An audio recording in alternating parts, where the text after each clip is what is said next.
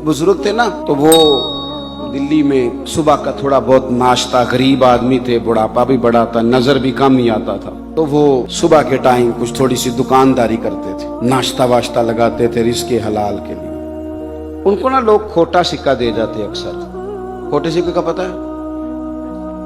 नहीं पता? पता है? या हाँ करो या ना करो, दोनों। खोटा सिक्का ना वो चांद तारा बना होता था या कुछ लिखा होता, तो जब वो घिस जाता था ना ऊपर से पूरी तरह, तो उसे कहते थे ये सिक्का, तो वो लेता कोई नहीं था दुकानदार, खोटा सिक्का उसको कहते थे। वो बाबा जी के पास जब को लेके जाता ना कि बाबा जी ये रख लें और खाना दे दे, तो बाबा जी ने एक दो दफा पलट के देखते, फिर रख लेते, फिर वो खाना दे देते। लोग समझते कि बाबा जी को सही नजर नहीं आता, इसलिए बात मशहूर हो गई कि जिस जिसके पास भी खोटे सिक्के हैं ना, वो बाबे की दुकान पे चल जाते हैं। ढेर सारे खोटे सिक्के जमा हो गए। एक दिन बुजुर्ग कुछ अलील थे, तो पीछे बैठ गए, बेटे को आगे बिठा दिया, वो सामान बेच रहा है। तो उसको जब किसी ने खोटा सिक्का थमाया, तो कहा चलो वापस ले जाओ, मुझे तो आज पता चला है मेरे अब्बा जी के गले से इतने खोटे सिक्के कैसे निकलते हैं। तो बुजुर्गों ने उठ के ना बेटे की पुश्त पे हाथ रखा, कहने लगे पुत्र, मैंने सारी उम्र लिए हैं, तो एक लेके नाराज हो गया, रख ले, खैर है, सारी उम्र लिए।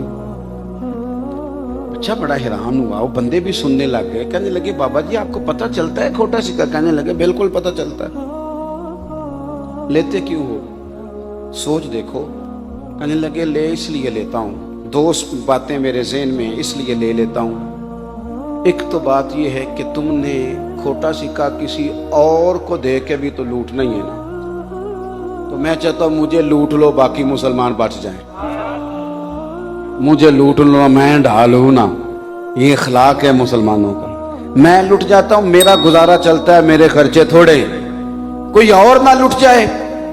और दूसरा, मैं खोटे सिक्के इस सोच से भी ले लेता हूं, जब मरूंगा ना, सुबह कयामत रब की बारगाह में हाजिर होऊंगा, तो मालिक सवाल करेगा, तो अर्ज करूंगा मालिक मैंने सारी जिंदगी तेरे बंदों से खोटे सिक्के कबूल किए हैं, मैं भी खोटा सिक्का ही हूं, तो चल तू भी एक खोटा कबूल कर ले।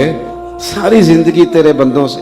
आला इखलाक तो यह है कि आप ढाल बन जाएंगे, आप किसी बंदे को कभी तकलीफ आने न दें, आप किसी का नफा करने की कोशिश करें, लेकिन खुद गर्ज बना दिया गया हमें।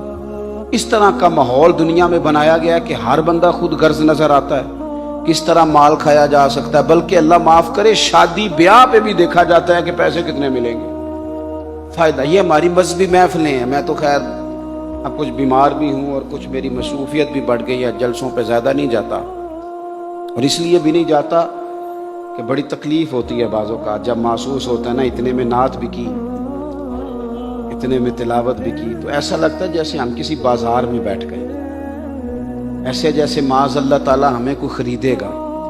ये तो ठीक नहीं ना होता। ये कोई दुकान तो नहीं है कि जहां हम दुकान पे बैठे हैं तो आप हमें उठा लेंगे। मतलब जब लोग पूछते हैं ना कि जनाब आपको बुलाना है तो आपका रेट क्या है, तो कई दफ़ा अपना वजूद देख के हया आती है, यार ये क्या बन गया है। इस तरह की दुनिया भी हमने देखनी थी। और ये बिकने वालों ने ज्यादा खराबी नहीं की, खरीदने वालों ने की है, ने खराबी की है, लोगों का मिजाज खराब किया।